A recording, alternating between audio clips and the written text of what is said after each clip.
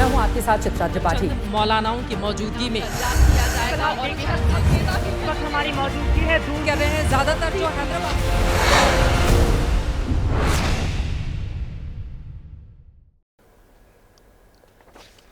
month ago, but we've trained hard, we've worked well, and आप देख रहे हैं एबीपी न्यूज। नमस्कार, एबीपी न्यूज पर सभी दर्शकों का बहुत बहुत स्वागत है। मैं हूं आपके साथ चित्रा त्रिपाठी। कल के अखबार के पहले पन्ने की सुर्खियां आज हम आपको इस शो में दिखाने वाले हैं। तो आइए शुरू करते हैं जनहित की और सबसे पहले दिखाते हैं खबरों के मेन्यू में कौन कौन सी खबरें खास हैं। हिंदी हमारी भाषा है, उर्दू भी हमारी भाषा है, फिर क्यों ये तमाशा है। यूपी विधानसभा में विधायकों को 4 बोलियों में बोलने की छूट मिली, लेकिन उर्दू में नहीं मिली तो घमासान छिड़ गया। सीएम योगी के खिलाफ आज ओवैसी कूद पड़े हैं। बहस कहां तक चली गई ये बताने वाले हैं। इसके बाद बिहार लेकर चलेंगे। नीतीश कुमार का आज 75वां जन्मदिन है। जेडीयू ने जमकर जश्न मनाया और नीतीश से रिटर्न गिफ्ट भी मांग लिया। रिटर्न गिफ्ट में मांगा कि बेटे निशांत को राजनीति में एंट्री करा दें। हालांकि नीतीश कुमार अब भी पूरे मामले में अपना सस्पेंस बनाए हुए हैं। वहीं उत्तराखंड के हिमस्खलन का अपडेट भी आपको देने वाले हैं। अच्छी खबर यह है 55 में से 50 मजदूर निकाल लिए गए, लेकिन बुरी खबर यह है कि उनमें से 4 की अस्पताल में मौत हो गई। रेस्क्यू ऑपरेशन अंतिम चरण में है, पूरे हालात का ब्यौरा देंगे। वहीं दिल्ली में जो लोग भी छिप छिप कर 15 साल से पुरानी गाड़ी चला रहे हैं, उनके लिए अल्टीमेटम आ गया है। 1 अप्रैल से उन्हें पेट्रोल पंप पर तेल नहीं मिलेगा, गाड़ी भी पकड़ ली जाएगी। प्रदूषण पर कंट्रोल के लिए दिल्ली की रेखा सरकार ने और भी कई बड़े फैसले लिए हैं। रुके रहिएगा, सारी डिटेल आपके सामने रखेंगे। और जनहित स्पेशल में आपको वो दिखाएंगे जो दुनिया ने इसके पहले नहीं देखा है। 2 राष्ट्राध्यक्ष कैसे मोहल्लों के लड़कों जैसे लड़ते हैं। व्हाइट हाउस में ट्रंप और जेलेंस्की के इस लाइव झगड़े ने डिप्लोमेसी की धज्जियां बिखेर कर रख दी हैं। तो चलिए शुरुआत करते हैं जनहित की और सबसे पहले बात भाषा की। भारतीय भाषाओं की किसी विद्वान के पास आप 2 मिनट बैठें तो वो आपको बता देगा कि हिंदी अगर मां है, उर्दू मौसी है, दोनों बहनें हैं। लेकिन किसी पॉलिटिशियन के पास बैठे हों तो हो सकता है उसका भाषा विज्ञान अलग हो। वो कह दे कि हिंदी तो हिंदू की है और उर्दू ठहरी मुसलमान की। ये दोनों बहनें कैसे हो सकती हैं। यूपी विधानसभा ने अपने विधायकों के लिए सदन में आधिकारिक बोलियों की जो नई सूची निकाली है, उसमें अवधी, भोजपुरी, ब्रजभाषा, बुंदेलखंडी के साथ अंग्रेजी भी है, लेकिन उर्दू नहीं है। इसी पर कुछ तर्क कुतर्क हुए और सीएम योगी आदित्यनाथ ने अपनी बातों को जिन शब्दों में डिफाइन किया, उस पर हंगामा हो गया। लेकिन उर्दू कोई यूपी तक तो सीमित है नहीं।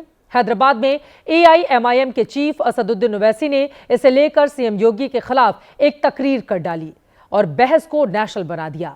आज जनहित में इस पर विस्तार से बात करेंगे, लेकिन सबसे पहले पूरी तकरार देखिए। कठपुतला बन के और देश को ले जाना चाहते हैं, ये नहीं चल सकता। उत्तर प्रदेश के मुख्यमंत्री ने कहा कि उर्दू पढ़ने से कटमुल्ले बनते हैं।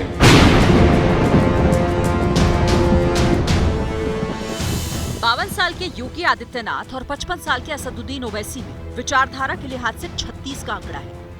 एक भगवाधारी और दूसरे टोपीधारी, दोनों में वार पलटवार और जुबानी कटार की आजमाइश चलती ही रहती है।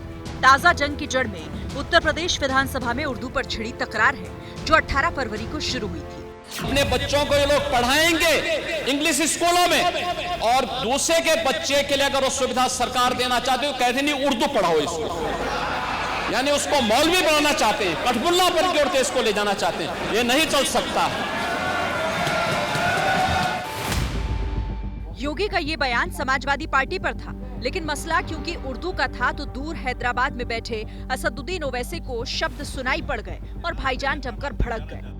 उत्तर प्रदेश के मुख्यमंत्री को तो उर्दू नहीं आती, मगर वो साइंटिस्ट क्यों नहीं बने, उसका जवाब वही दे सकते हैं। उत्तर प्रदेश के मुख्यमंत्री ने कहा कि उर्दू पढ़ने से कटमुल्ले बनते हैं। अब उत्तर प्रदेश के मुख्यमंत्री के जो बुजुर्ग थे या जिस आइडियोलॉजी से वो आती हैं, उनके किसी भी शख्स ने इस मुल्क की आजादी में हिस्सा नहीं लिया।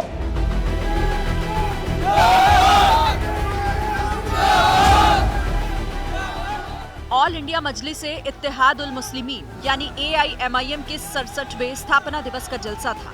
पार्टी के सरबराह ओवैसी अपने समर्थकों से घिरे हुए थे। मजहबी नारों के शोर से ओवैसी के बोलने लायक माहौल बन रहा था।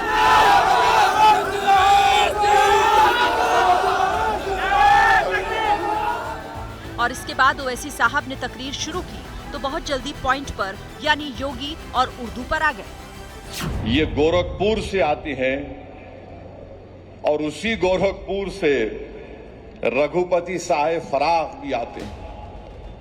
फराख गोरखपुरी उर्दू का एक बहुत बड़ा शायर था, मुसलमान नहीं था। अगर शायद असेंबली में कोई उठ के बोल देता मुख्यमंत्री को तो मुख्यमंत्री बोलते नहीं, उन्हें भी कटमुल्ला। सीएम योगी ने कटमुल्ला शब्द का प्रयोग क्यों और कब किया था, इसकी कहानी भी आपको दिखाएंगे। अभी आप योगी के कटमुल्ला वार पर ओवैसी का शायराना पलटवार सुनिए।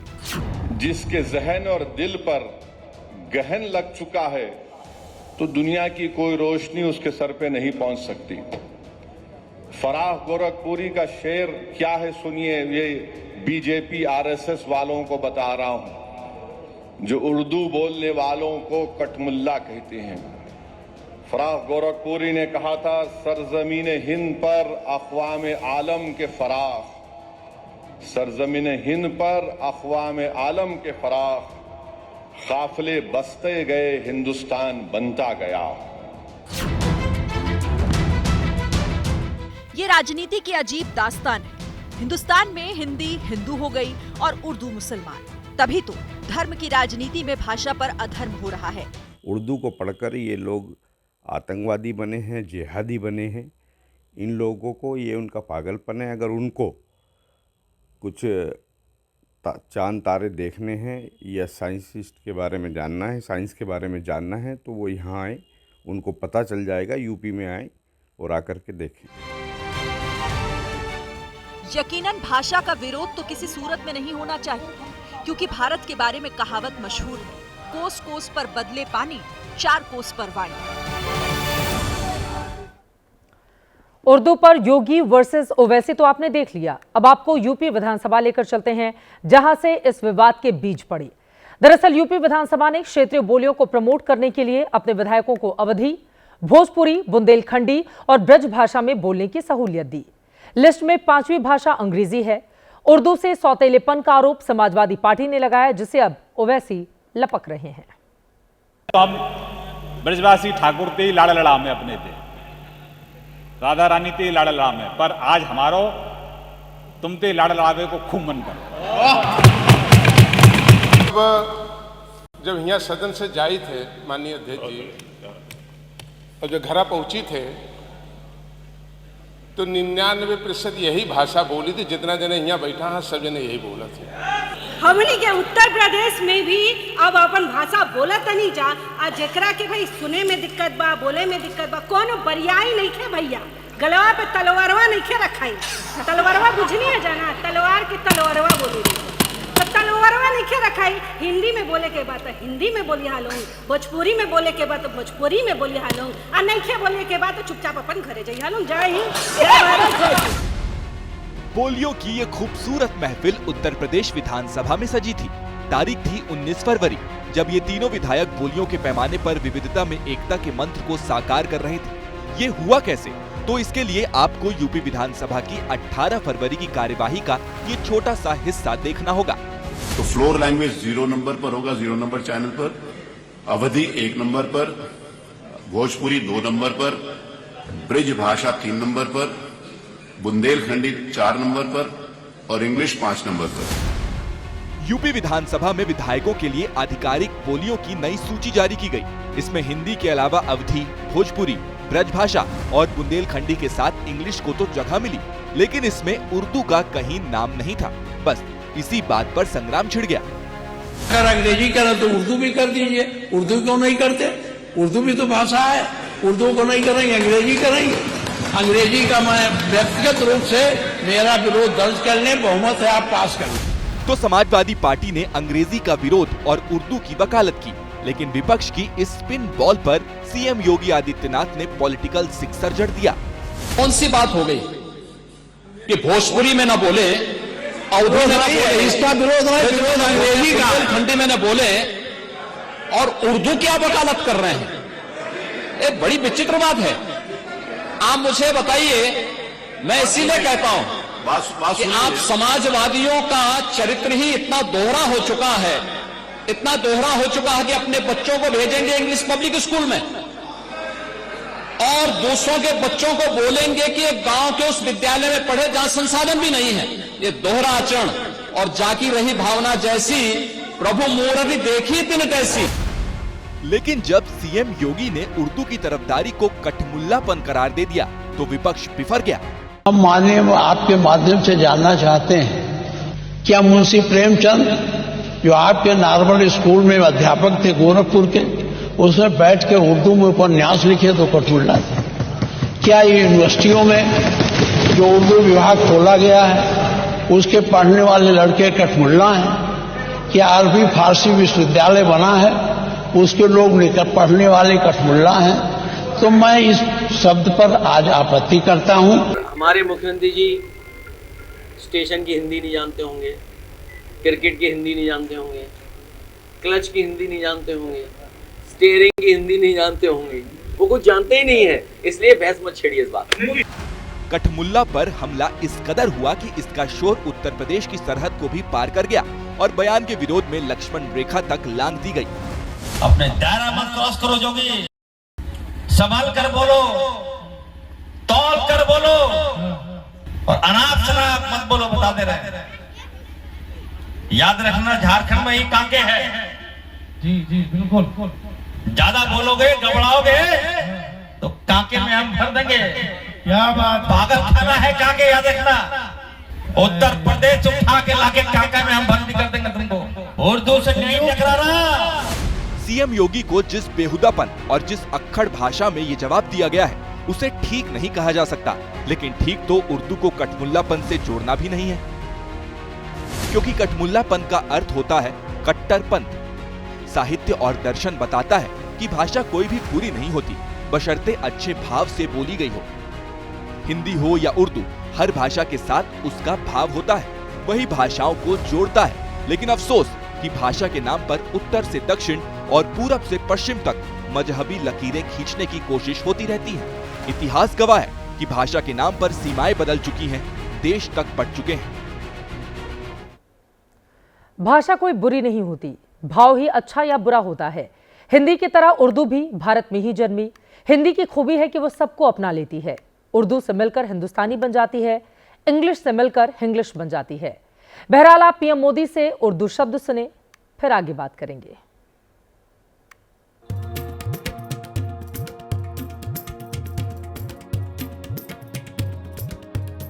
वैसे तो ये मंच सूफी संगीत का था, लेकिन बिना किसी उर्दू के सूफीवाद अधूरा है। ऐसे में इस महफिल से प्रधानमंत्री मोदी की कही बातें भाषा के नाम पर फसाद करने वालों को सीधा संदेश है। उपनिषद, जिसे संस्कृत में एकम सत विप्राहा बहुधा वदंती कहते थे, हजरत निजामुद्दीन औलिया ने वही बात हर कौम रास्त राहे दिने व किबला गाहे जैसे सूफी गीत गाकर कही। अलग अलग भाषा, शैली और शब्द, लेकिन संदेश वही। दिल्ली में 25वां जहान खुसरो महोत्सव शुरू हुआ तो इसमें पीएम मोदी ने भी शिरकत की और भारत की भाषाई विरासत और विविधता की अमीरी पर रोशनी डाली। जहान खुसरो के इस आयोजन में एक अलग खुशबू है। ये खुशबू हिंदुस्तान की मिट्टी की है। वो हिंदुस्तान जिसकी तुलना हजरत अमीर खुसरो ने जन्नत से की थी। हमारा हिंदुस्तान जन्नत का वो बगीचा है जहां तहजीब का हर रंग फला फूला है। यहां की मिट्टी के मिजाज में ही कुछ खास है। फिर भी ना जाने क्यों इन दिनों उर्दू के नाम पर लखनऊ से हैदराबाद तक जुबानी तलवारबाजी हो रही है। ऐसे में आज आपके लिए उर्दू के इतिहास को जानना भी जरूरी है, ताकि जब कभी भाषा को धर्म से जोड़ा जाए तो आप ऐसी दलीलों को आज के जनहित की इस रिपोर्ट से खारिज कर सकें। हम और आप उर्दू में शायरी सुनते पढ़ते हैं, नज्म सुनते पढ़ते हैं, गीत भी पसंद करते हैं, लेकिन क्या कभी आपने ये जाना है कि उर्दू का जन्म कैसे हुआ, ये कहां से आई? तो जनहित की ये खबर देखिए, इससे आपकी जानकारी में इजाफा होगा। उर्दू जुबान से रूह तक पहुंचने वाली भाषा है। ये एक ऐसी भाषा है जो गजलों में जिंदगी भर देती है। यही वजह है कि उर्दू में लिखे गीत, शायरी और नज्म हमारे दिलों तक पहुंचते हैं। भारत सरकार के national council for promotion of Urdu language के मुताबिक उर्दू का जन्म 12वीं शताब्दी के बाद मुस्लिमों के आने से हुआ। ये भाषा उत्तर पश्चिम के क्षेत्रीय अपभ्रंशों से संपर्क स्थापित करने के लिए उभर कर सामने आई। इस भाषा के पहले बड़े जन कवि महान फारसी कवि अमीर खुसरो हैं, जिनके बारे में कहा जाता है कि उन्होंने इस भाषा में दोहे और पहेलियां कही। उस समय इस भाषा को हिंदवी कहा जाता था। मध्यकालीन युग में इस मिली जुली भाषा को कई नामों से जाना गया, जैसे हिंदवी, ज़बान हिंद, हिंदी, ज़बान दिल्ली, रेख्ता, गुजरी, दक्कनी, ज़बान उर्दू ए मुअल्ला, ज़बान उर्दू और उर्दू। इस बात के सबूत मिलते हैं कि 11वीं शताब्दी के अंत में इसका नाम हिंदुस्तानी प्रचलन में था, जो बाद में उर्दू बन गया। शब्दकोश के अनुसार उर्दू तुर्की भाषा का एक शब्द है, जिसका अर्थ छावनी या शाही पड़ाव है। ये शब्द दिल्ली शहर के लिए भी इस्तेमाल किया गया, जो सदियों तक मुगल साम्राज्य की राजधानी रही। कहा जाता है कि उर्दू और हिंदी में बंटवारे की शुरुआत उपनिवेशवाद यानी ब्रिटिश हुकूमत के दौरान हुई, लेकिन अफसोस है कि उस दौर में अंग्रेजों ने नफरत के जो बीज बोए वो आज वोट बैंक के सियासी युग में भी लहलहा रहे हैं। लेकिन भाषाओं के बीच खाई चाहे कितनी भी गहरी हो जाए, सच ये है कि आज भी मीर तकी मीर और गालिब से लेकर प्रेमचंद और सआदत हसन मंटो की उर्दू रचनाएं पुल की तरह जोड़ने का काम करती हैं। तथ्य और सत्य ये भी है कि संविधान ने जिन 22 राष्ट्रीय भाषाओं को 8वीं अनुसूची में जगह दी, उनमें हिंदी के साथ उर्दू भी है। भाषा तो जोड़ने का जरिया होती है, ना कि तोड़ने का। उर्दू की इस बहस से निकलकर अब जरा आपको तमिलनाडु लेकर चलते हैं, जहां हिंदी के विरोध का झंडा एक बार फिर से बुलंद हो रहा है। तमिलनाडु के मुख्यमंत्री स्टालिन ने आज अपने जन्मदिन पर अपने डीएमके कार्यकर्ताओं को हिंदी विरोध की कस्में तक खिला दी। तमिलनाडु में इस राजनीति की जड़ में आखिर क्या वजह है, देखिए। मुत्तुवेल करुणानिधि स्टालिन एन्नुम नान हिंदी तिनिपै एन्नुम एन्नुम राष्ट्रभाषा हिंदी है तो क्षेत्रीय भाषा भी हमारी अपनी है, तो सबका सम्मान हम लोग करते हैं। आप अपनी रीजनल भाषा को आगे बढ़ाइए, उसके लिए कौन रोका है? सरल भाषा है जिसको हम पूरे भारत के स्तर पर पैन इंडिया देखते हैं। शायद स्टालिन जी को इस बात का एहसास नहीं होगा। 2000-3000 पुराना इतिहास है, तो इसको हम बरकरार रखना चाहिए ना। देश में सबसे ज्यादा बोली जाने वाली भाषा है हिंदी, लेकिन हिंदुस्तान में हिंदी के खिलाफ ही फिर झंडा उठा है, और इसके झंडा बरदार हैं तमिलनाडु के मुख्यमंत्री एमके स्टालिन।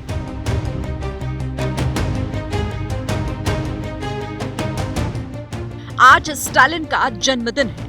प्रधानमंत्री मोदी समेत देश के बड़े बड़े नेताओं ने उन्हें बधाई दी, लेकिन स्टालिन को आज समय ही कहां था। वो तो एंटी हिंदी एजेंडे में व्यस्त थे। डीएम के कैडर को हिंदी विरोध की शपथ दिला रहे थे। हिंदी तिनिपै एन्नुम तमिलनाडु में हिंदी के खिलाफ ये तेवर पिछले 6 दशक से द्रविड़ आंदोलन से पैदा हुई राजनीति का मूल आधार रही है। हिंदी विरोध की आंच पुरानी है, कारण बस हर बार नया होता है, जैसा इस बार है। वो है केंद्र की नई शिक्षा नीति, जिसके तहत देश के हर राज्य में छात्रों को 3 भाषाएं सीखनी अनिवार्य है, जिसमें 2 भारतीय भाषाएं होंगी जबकि 1 अन्य भाषा होगी। पहली भाषा मातृभाषा होगी, जबकि दूसरी भाषा हिंदी या राज्य की कोई क्षेत्रीय भाषा होगी, और तीसरी भाषा के तौर पर अंग्रेजी या कोई अन्य भारतीय या विदेशी भाषा हो सकती है। स्टालिन का कहना है कि बीजेपी 3 लैंग्वेज पॉलिसी के बहाने तमिलनाडु पर फिर से हिंदी थोपने की कोशिश कर रही है। बीजेपी इस आरोप को खारिज कर रही है, जबकि देश के कई विपक्षी दल स्टालिन के साथ खड़े दिख रहे हैं। हिंदी हमारी राष्ट्रभाषा है, इसको कोई नकार नहीं सकता, और बाकी क्षेत्रीय भाषाओं का भी देश और देश के वासियों ने हमेशा सम्मान किया है। हमारा क्लासिकल लैंग्वेज है, कन्नड़ा रहने दीजिए, तेलुगु रहने दीजिए, Malayalam, Tamil, all classical language. 2000-3000 पुराना इतिहास है, तो इसको हम बरकरार रखना चाहिए, इसको हम सुरक्षित रखना चाहिए। द्रविड़ आंदोलन से जन्मी पार्टी डीएमके का ये दशकों का डर रहा है कि अगर हिंदी तमिलनाडु में दाखिल हो गई और जुबान पर चढ़ गई तो तमिल भाषा खतरे में पड़ जाएगी, और तमिल भाषा पर संकट आया तो तमिल संस्कृति और परंपराओं के सामने पहचान का संकट खड़ा हो जाएगा। 2 दिन पहले स्टालिन ने इसी संकट को गहरा करके दिखाया। एक पोस्ट करके उत्तर भारत की क्षेत्रीय भाषाओं को लपेटे में लिया। हिंदी भाषी राज्यों का आह्वान करते हुए लिखा, क्या आपने कभी सोचा है कि हिंदी ने कितनी और भाषाओं को निगल लिया? भोजपुरी, मैथिली, अवधी, ब्रज, बुंदेली, गढ़वाली, कुमाऊनी जैसी कई और भाषाओं का अस्तित्व संकट में है। यूपी और बिहार कभी भी सिर्फ हिंदी हार्टलैंड नहीं थे, उनकी वास्तविक भाषाएं अब अतीत के अवशेष हैं। विचित्र है किंतु सत्य है कि देश में विचारों की कोई सीमा नहीं, लेकिन भाषा की सीमा इस तरह खींच दी जाती है। बीजेपी के सहयोगी खुलकर स्टालिन के खिलाफ हैं, लेकिन तमिलनाडु में बीजेपी के सहयोगी नाप तोल कर बोल रहे हैं। समाजवादी पार्टी से आपके माध्यम से पूछना चाहते हैं कि उसका स्टैंड क्या है, वो इस मसले पर चुप क्यों है? राहुल गांधी जी चुप क्यों हैं? अखिलेश यादव जी चुप क्यों हैं? अपना स्टैंड क्लियर करें। वो जो है 24 करोड़ से ज़्यादा लोग उत्तर प्रदेश में रहते हैं हिंदी भाषी, वो उनकी साथ है या स्टालिन साहब के साथ है? Mr. Stalin today, like he is a savior of Tamil. What has he done for Tamil language? Nothing. दरअसल हिंदी से द्रविड़ राजनीति के सूरमाओं के डर की एक वजह राजनीतिक भी है। ये राजनीतिक डर है कि अगर हिंदी को स्पेस मिला तो कहीं उसके पीछे पीछे हिंदी बेल्ट के राजनीतिक दल भी तमिलनाडु में न छा जाएं। टाइमिंग ऐसे समझी जा सकती है कि तमिलनाडु में अगले साल 2026 में ही विधानसभा चुनाव होने हैं। पुराने सियासी रिकॉर्ड भी देखें तो पाएंगे कि जब जब राज्य में चुनाव होते हैं, हिंदी विरोध का झंडा अक्सर लहराता देखा गया है। आगे बढ़ते हुए अब बात राजस्थान के अजमेर की, जहां स्कूली छात्राओं के साथ यौन शोषण और ब्लैकमेलिंग कांड के विरोध में हिंदूवादी संगठनों ने अजमेर शहर बंद करवा दिया। लाठी डंडे लेकर तमाम हिंदूवादी संगठन सड़कों पर उतर आए और आरोपियों को सख्त सजा देने की मांग की है। एक हाथ में भगवा झंडा, दूसरे हाथ में लाठी।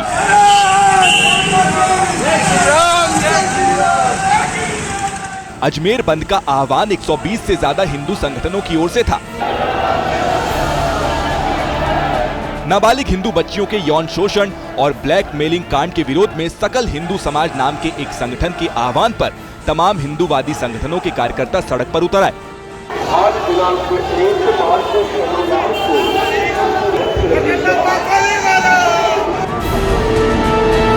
ब्लैकमेलिंग और यौन शोषण कांड के खिलाफ अजमेर में बुलाए गए बंद को देखते हुए प्रशासन पहले से ही अलर्ट मोड में था। शहर के तमाम हिस्सों से हिंदूवादी कार्यकर्ता जुलूस की शक्ल में कलेक्ट्रेट के लिए नारेबाजी करते हुए निकले। बंद के बावजूद सड़क पर सवारी गाड़ियां चलाने वाली गाड़ियों को हिंदूवादी संगठनों के कार्यकर्ताओं ने रुकवाकर सवारियों को उतार दिया और ड्राइवरों को थप्पड़ भी जड़ दिए। अजमेर में नाबालिग छात्राओं से रेप और अश्लील फोटो वीडियो बनाकर ब्लैकमेल का मामला सामने आया था। पीड़ितों के मुताबिक आरोपियों ने उनका यौन शोषण, ब्लैकमेलिंग और जबरन धर्मांतरण के लिए दबाव डाला, जिसके बाद पुलिस ने पॉक्सो सहित अन्य धाराओं में मामला दर्ज कर जांच शुरू की, जिसके बाद 10 आरोपियों को गिरफ्तार किया है, जिसमें नाबालिग भी शामिल हैं। इस मामले में राष्ट्रीय मानवाधिकार आयोग के सदस्य प्रियांक कानूनगो भी अजमेर पहुंचे और पीड़ित बच्चियों के परिवारों और स्कूल संचालक से मुलाकात की। हमने पीड़ित परिवारों से बात की, उनके शिक्षकों से बात की, उनके स्कूल के संचालक से बात की। उनकी पढ़ाई तत्काल सुचारू रूप से प्रारंभ हो सके इसके लिए निर्देश दिया है। हमको एसडीएम साहब ने यहाँ पे ये आश्वासन दिया है कि 20-20 हज़ार रुपये की आर्थिक सहायता वो तात्कालिक रूप से बच्चियों को प्रदान करें।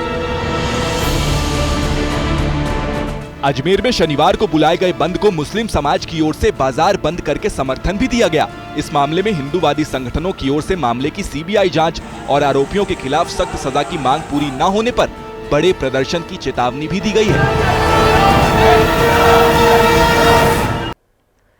जनहित में बात अब नीतीश कुमार की। आज बिहार के सीएम नीतीश कुमार का जन्मदिन है। नीतीश कुमार को देश भर से बधाइयां मिली। जेडीयू कार्यकर्ताओं ने भी आज नीतीश का बर्थडे धूमधाम से मनाया, लेकिन रिटर्न गिफ्ट में उनसे वो मांगा जो बिहार में इस वक्त का सबसे बड़ा सस्पेंस है।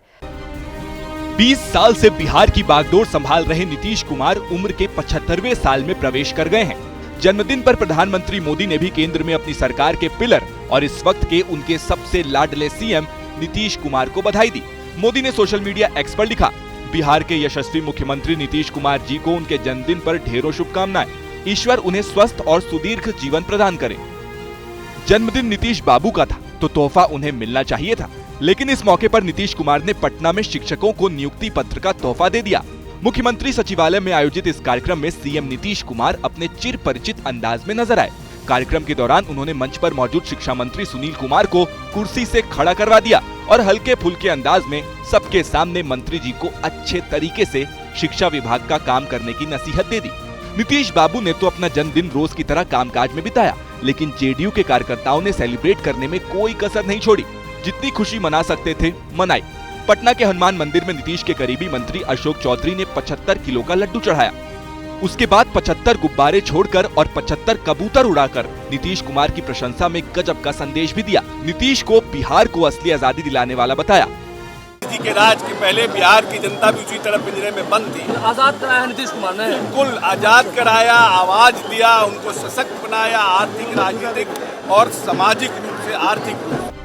बिहार में कई दिनों से नीतीश के बेटे निशांत की सियासी एंट्री की चर्चा है। ये चर्चा आज नीतीश के बर्थडे पर भी हुई। समर्थकों ने नीतीश से रिटर्न गिफ्ट में निशांत को मांग लिया। रिटर्न गिफ्ट बर्थडे में बिहार वासियों को अपने पुत्र को राजनीति में लाएं और जो इंजीनियर हैं बिहार का विकास की गति ऐसे ही बनाए रखें। अब जरा आपको दूसरे सियासी पाले की बधाई भी दिखा दें। बधाई तो नीतीश चाचा को भतीजे तेजस्वी ने भी दी, लेकिन थोड़ी कंजूसी से। तेजस्वी ने ज्यादा शब्द खर्च नहीं किए, क्योंकि शब्द तो तेजस्वी सुबह ही खर्च कर चुके थे। सुबह ही बोल दिए थे कि नीतीश के ये 20 साल खटारा रहे। नीतीश ने बर्थडे पर आरजेडी को सियासी जवाब नहीं दिया। उनकी तरफ से ये कमी उनके सहयोगियों ने पूरी कर दी। दुर्भाग्यपूर्ण है कि लालू प्रसाद जी का परिवार लगातार नीतीश कुमार जी को गाली देने का काम कर रहा है और नीतीश कुमार जी अभी और 15 साल काम करने वाले हैं, चिंता मत कीजिए। नेता प्रतिपक्ष हैं वो, कभी मुख्यमंत्री जी के ऊपर व्यक्तिगत टिप्पणी करते हैं, 15 साल की गाड़ी की बात करते हैं। आप नीतियों पे कोसिए ना, आपको जो कहना है आप नीतियों के आधार पर बातें कीजिए। इस तरीके की बातें करना, जिस पद पर वो हैं कम से कम उस पद को, गरिमा को वो शोभा नहीं देता। हालांकि जेडीयू को बीजेपी और एनडीए के बाकी सहयोगियों की ओर से असली बर्थडे गिफ्ट का इंतजार है, यानी चुनाव से पहले बतौर सीएम फेस नीतीश बाबू के नाम की औपचारिक घोषणा, जिसे लेकर बीजेपी ने सस्पेंस बरकरार रखा है। और अब वक्त है आज के जनहित स्पेशल का।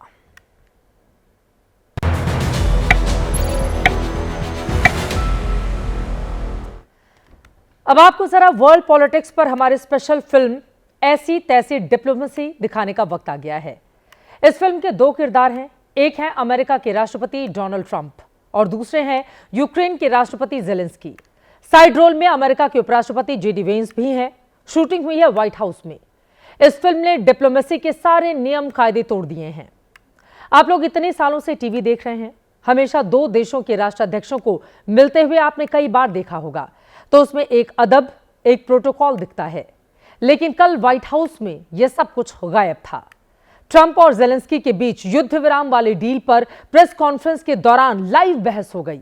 बहस भी ऐसी कि मानो ट्रंप ने जेलेंस्की को सिर्फ थप्पड़ नहीं जड़ा, बस इतना ही उनकी इज्जत रखी। ये फिल्म सच्ची घटना पर आधारित है। ये फिल्म फसाना नहीं, हकीकत है।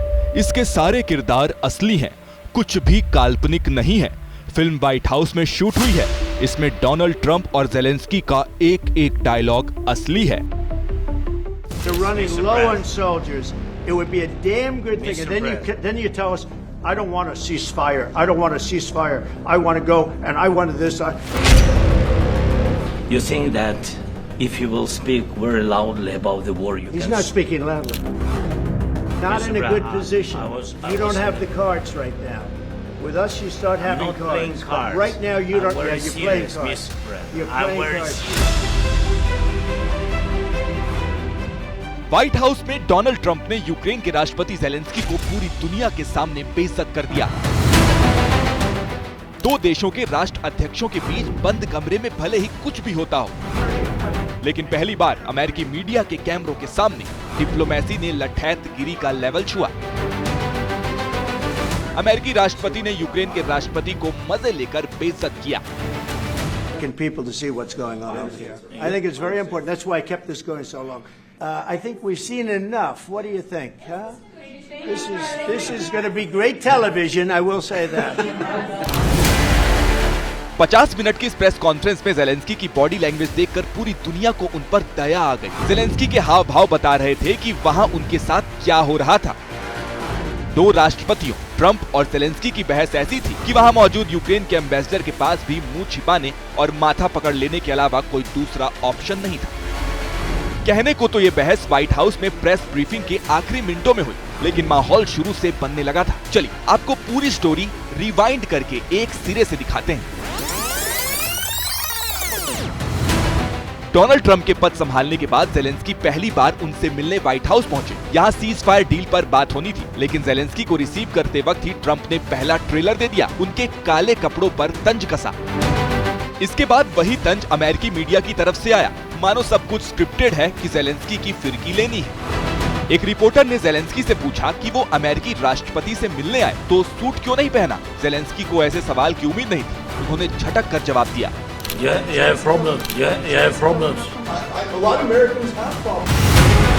ट्रंप भी समझ गए थे कि जेलेंस्की चिढ़ चुके हैं, फिर भी उन्होंने रिपोर्टर को टोका नहीं, उल्टे खुद ही जेलेंस्की के कपड़ों की तारीफ करने लगे। You like your clothing, well. Yeah, really?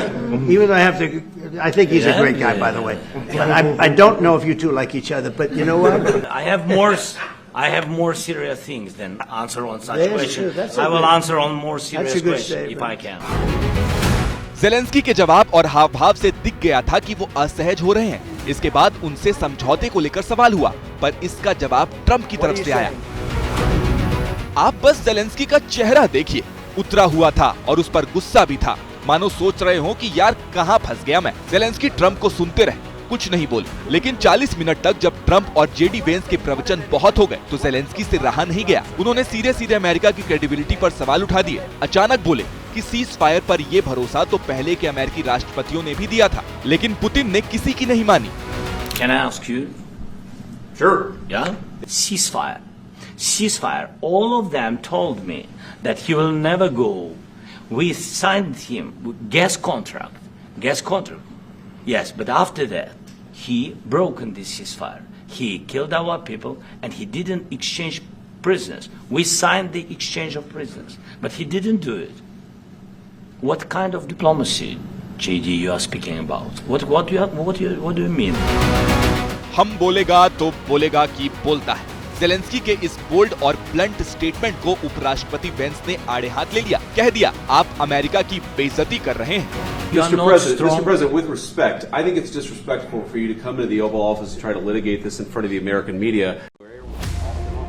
लेकिन जेडी वेंस की बातों को जेलेंस्की तवज्जो नहीं दे रहे थे। राष्ट्रपति के होते उपराष्ट्रपति से क्या बात करना, ये भी समझ लें। 3 मिनट तक जेलेंस्की और वेंस में बहस चली, फिर अचानक डोनाल्ड ट्रंप ने बहस में दोबारा एंट्री मारी। During the war, everybody has problems. Even you, but you have nice ocean and don't feel now, but you will feel it in the future. Don't tell us what we're going to feel. We're trying to solve a problem. Don't tell us what we're going to feel. You're right now not in a very good position. You've allowed yourself to be in a very bad position, and he happens to be right about it. और देखते देखते Donald Trump इतने गुस्से में आ गए कि Zelensky को दुनिया के सामने खरी खोटी सुनाने लगे। ऐसी बातें भी बोली जो एक राष्ट्रपति दूसरे राष्ट्रपति के लिए कम से कम टीवी कैमरों के सामने तो भूल कर भी नहीं बोलता।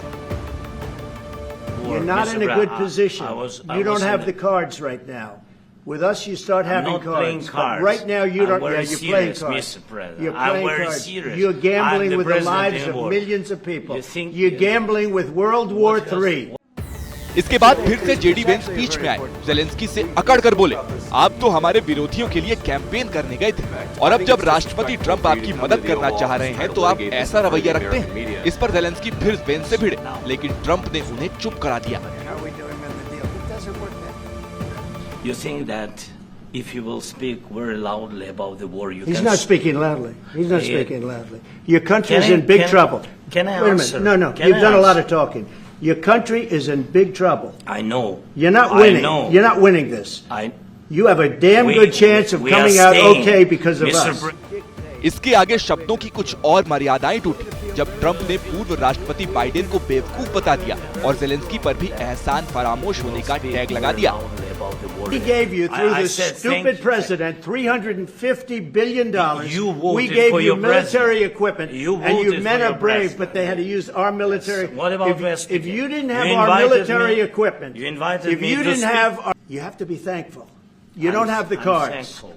You're buried there. You're People are I dying. can tell you You're again, running low I on know. soldiers. Don't- Listen. Trump ने पुतिन की तारीफ भी कर दी।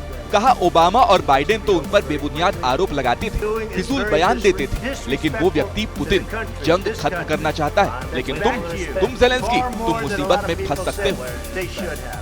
The problem is, I've empowered you to be a tough guy. And I don't think you'd be a tough guy without the United States. And your people are very brave. But you're either going to make a deal or we're out. And if we're out, you'll fight it out. और आखिरकार 50 minute तक बेआबरू, बेइज्जत होकर Zelensky white house से निकल गए। बहस देखकर तो यही लगा कि ट्रंप ने ना तो उनसे पानी पूछा होगा, ना चाय कॉफी। ज़ेलेंस्की भी बिना डील के वहां से निकल लिए। ज़ेलेंस्की के व्हाइट हाउस छोड़ने के बाद ट्रंप ने क्या कहा, वो भी सुन लीजिए। And I would say it didn't work out exactly great from his standpoint. I think he Trump के बयानों से लगता है मानो वो ज़ेलेंस्की को छोड़ने के मूड में तो बिल्कुल नहीं है। अब देखना ये होगा कि फॉरेन डिप्लोमेसी की ऐसी तैसी जो व्हाइट हाउस में हुई, क्या ट्रंप यूक्रेन की भी वैसी ही ऐसी तैसी करने की हद तक जाएंगे। लेकिन सोशल मीडिया पर ज़ेलेंस्की की तारीफ करने वाली भी एक जमात है जो कह रही है कि ये होता है शेरदिल, जो सुपर पावर को उसके दफ्तर में मुंह पर सुनाकर निकला। ट्रंप से भिड़ने के बाद ज़ेलेंस्की सीधे यूरोपीय देशों के शरण में चले गए। ज़ेलेंस्की कॉमेडियन से नेता बने। जब से जंग शुरू हुई तभी से कहा जा रहा था कि ज़ेलेंस्की नाटो और अमेरिका के बहकावे में आकर रूस से भिड़ रहे हैं। अब ट्रंप से कहा सुने के बाद ज़ेलेंस्की सीधे ब्रिटेन पहुंच गए, जहां वो नाटो देशों के साथ मीटिंग कर रहे हैं। ट्रंप और ज़ेलेंस्की की इस लड़ाई को रूस ने ध्यान से वॉल्यूम बढ़ाकर यकीनन सुना होगा। रूस ने मजे लेते हुए कहा, ट्रंप और वेंस ने खुद को संयमित रखते हुए ज़ेलेंस्की को मारा नहीं। यह संयम का चमत्कार है। रूस के पूर्व राष्ट्रपति दिमित्री मेदवेदेव ने तीखा रिएक्शन दिया। उन्होंने कहा कि ओवल ऑफिस में ढीठ डैश डैश को सही तमाचा मिला है। यहां डैश डैश की जगह एक अपशब्द था। आपने फिल्मी कहानियों में देखा होगा जिसमें एक धन्ना सेठ किसी को बेइज्जत करके बहुत मजबूर कर देता है और फिर वो कराने में कामयाब हो जाता है जो वो कराना चाहता है। दबाव इंसान से बहुत कुछ करा लेता है। ज़ेलेंस्की ट्रंप से ऐंठ कर जरूर निकले, लेकिन फिर से वो दबाव में हैं। अब तक ज़ेलेंस्की यूक्रेन के मिनरल्स अमेरिका को देने वाले डील पर साइन करने से मना कर रहे थे, लेकिन फिर तैयार हो गए। उन्होंने सोशल मीडिया पर लिखा, हम अमेरिका के साथ मिनरल्स की डील करने के लिए तैयार हैं। हालांकि ज़ेलेंस्की ने डील को पर्याप्त नहीं माना। उनका कहना है कि हमें इससे ज्यादा चाहिए और सुरक्षा गारंटी के बिना सीज फायर करना यूक्रेन के लिए घातक होगा। आपको बताते हैं ये कौन सी डील है जिस पर इतनी ज्यादा हायतौबा मची है। मिनरल्स की डील के तहत अमेरिका यूक्रेन में मौजूद जरूरी मिनरल्स निकालेगा। जंग लड़ने के लिए अमेरिका ने जो पैसे दिए हैं उसकी भरपाई वो 43 लाख करोड़ के मिनरल्स से करेगा। उन मिनरल्स का इस्तेमाल एरोस्पेस, डिफेंस और न्यूक्लियर इंडस्ट्री में किया जाएगा। पहले कहा जा रहा था कि इसी डील को लॉक करने के लिए ज़ेलेंस्की व्हाइट हाउस जाएंगे, लेकिन अपने दौरे में ज़ेलेंस्की ने साइन करने से मना कर दिया था। तो ये अंतर्राष्ट्रीय बड़ी खबर रही। एक बार फिर से देश की खबरों का रुख करेंगे। बड़ी खबर आ रही है, शुक्रवार को उत्तराखंड में आए एवलांच में 55 मजदूर दब गए थे। इनमें से 50 मजदूरों को रेस्क्यू कर बाहर निकाल लिया गया, जिनमें 4 घायलों की इलाज के दौरान जान चली गई है। अब भी 5 मजदूर बर्फ में फंसे हुए हैं जिनकी तलाश की जा रही है, जिन्हें रेस्क्यू करने के लिए आईटीबीपी, बीआरओ, एसडीआरएफ और एनडीआरएफ की टीमें भी लगी हुई हैं।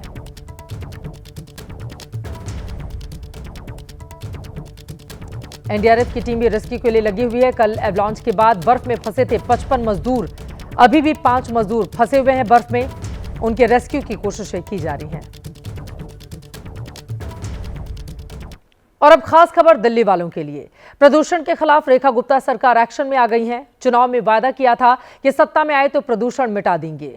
देखिए क्या क्या एक्शन अब लिए गए हैं।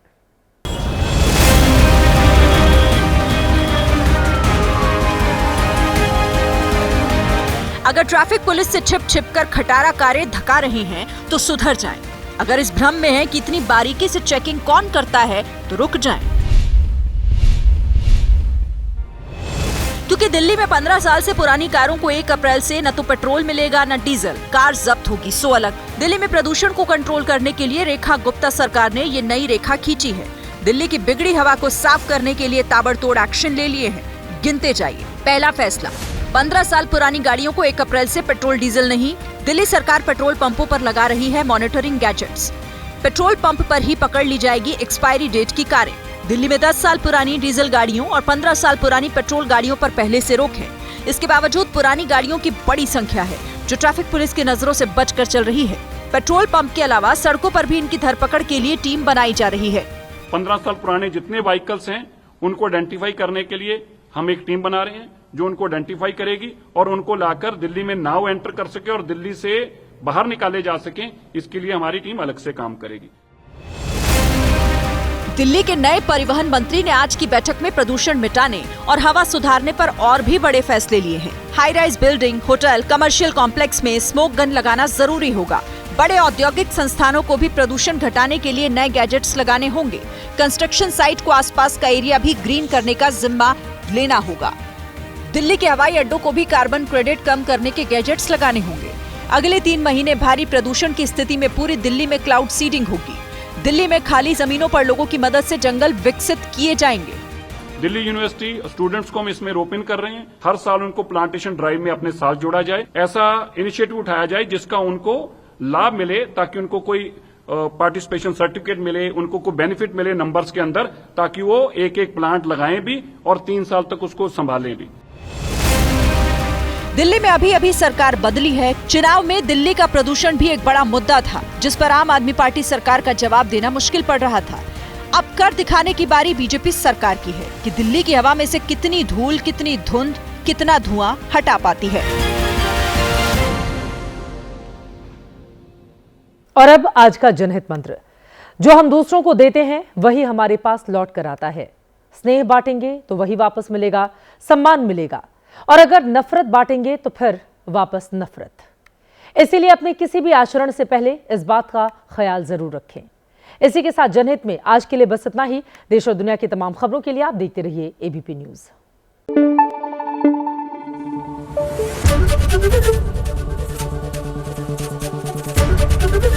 एबीपी न्यूज आपको रखे आगे।